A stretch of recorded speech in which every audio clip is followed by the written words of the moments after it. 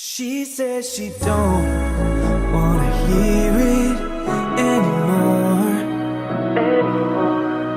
I feel my feet start walking. Hi! So, I hope everyone is well. It's Monday today and I have decided to do a little bit of a series with my intuitive eating vlogs. The last time I did, well, the only intuitive eating video I've done was a couple of months ago, and that was after a month into intuitive eating, after I'd switched from tracking macros. So I think at the time I was feeling very positive about the change that I'd made, and I felt it had had almost an instant impact on my well-being, on just my mood, my health, my outlook on everything really. So I thought it would be useful if I then did a recap on the past couple of months, but also over the course of this week I'm going to do daily vlogs. I thought it would also be useful for each day to do the vlog to be centred around a topic, and today it is going to be ditching the diet. To start off with, I will quickly go over the past couple of months and let you know how it has been going. If you don't follow me on Instagram, I will link it here. But basically you have been able to get an idea from my Instagram page how happy I am, how I'm at so much peace at the moment with my body, with my food. But I suppose the journey's definitely not been easy, and I don't want to give anybody the impression that this journey is easy. I've committed to intuitive eating now. I've committed to not labelling certain foods, giving myself full freedom with the foods that I choose to eat, but that was also extended into my exercise. So if you want intuitively exercising as well as intuitively eating, with my exercise, it's something that I've always been able to control since I was 14, 15 years old. It's always been something stable in my life. What I'm finding at the minute is it's been quite difficult to find the balance where I'm exercising for enjoyment, but I'm not doing it because it's an obsession. And I'm caught between the two at the minute. Exercise is something that I've always enjoyed. I thoroughly enjoy doing whatever exercise that I choose to do. But there's also an obsessive nature to it as well. So that's something I'm trying to get my head around at the minute. And, you know, work in progress. I didn't train Saturday and Sunday. I got up at 6 o'clock this morning to go and train. But it's just a tough one for me because I don't dread going to the gym. I look forward to going to the gym. It makes me feel good. It releases stress, you know, it just sets me up for a good day. But at the same time, I don't want to have to rely on exercise to relieve stress and to set me up for a good day. So that's one thing at the minute that I wouldn't say struggling with, but it's something that I'm aware that I need to find more of a balance with.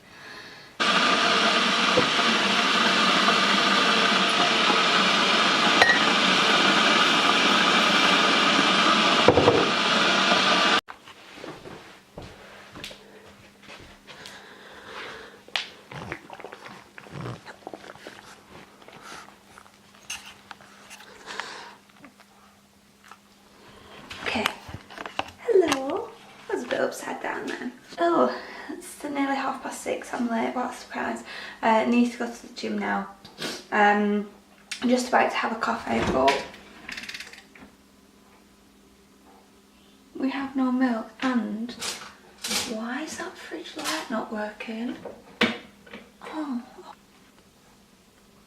just back from the gym.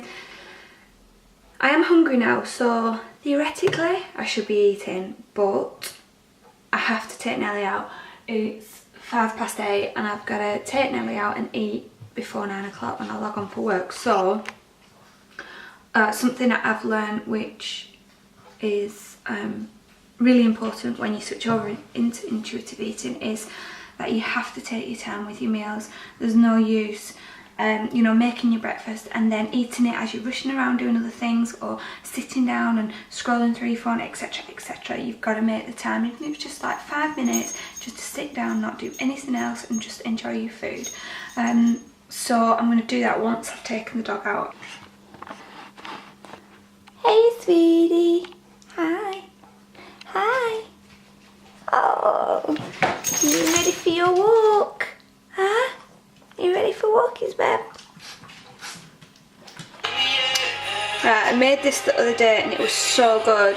Just a mixture of veggies, but in the frying pan mixing the pesto, and then have it on toast with 2 poached eggs. So that's what I'm going to do now. I use olive oil for cooking most things.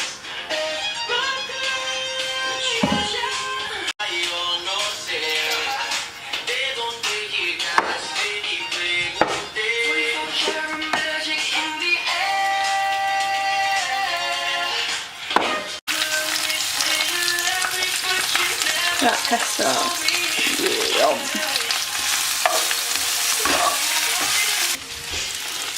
My eggies are cooking. I was going to have 2 eggs, but I think I'm going to get too full and I don't want to waste it, because I'm also having half an avocado. This is the butter I'm using, but on my next shop I will not be getting lighter. And here we are. Damn it, got some on the side. This is what I'm going to enjoy now. Yum.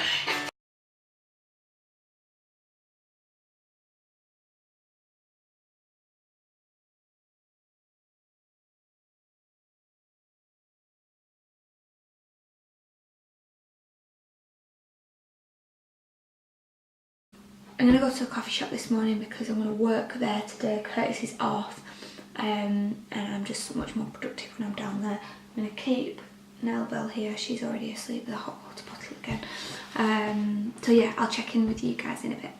Bye. This is the beauty I've got. But I have to have 1 espresso shot rather than 2 because this coffee is hella strong.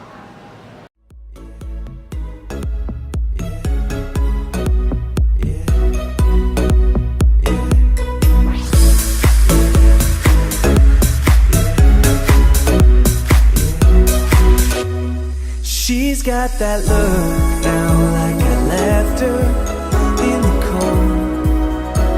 cold, and I'm acting now like a child. So step 1 of how to become an intuitive eater, and it's really simple: ditch the diet. If you fully commit yourself at the very beginning of the process that you will never diet again, then you will make your journey much more easier than if you still have those thoughts of maybe one day I'll diet again. Just completely ditch the thought of it.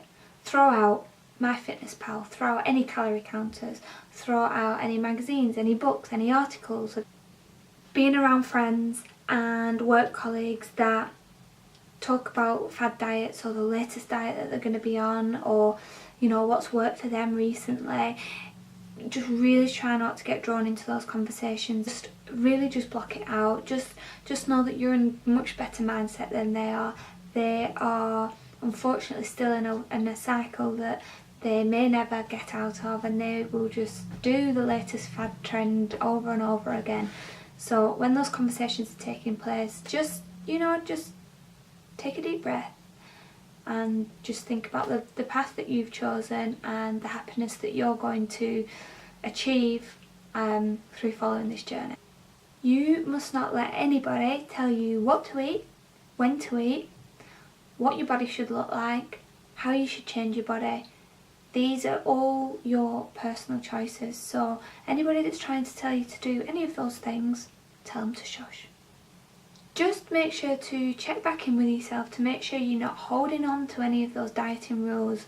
It might be that you've held off having breakfast because you knew you were going to have a larger lunch. That is going back to the dieting mentality. That will create eating out of control, because you're starving, and that's what your body will do. As soon as it's given food, you'll eat.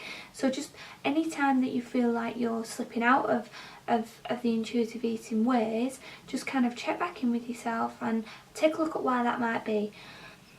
Quite often than not, you know, I've had a couple of days like that, and it's where I've not listened to my body. Plain and simple, I've not listened to my body.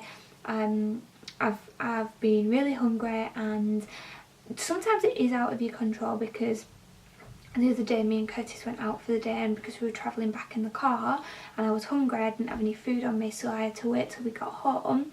And then whilst you're cooking, you do just eat when you're like that. So just, if that happens, just try and check in, think about why that happened.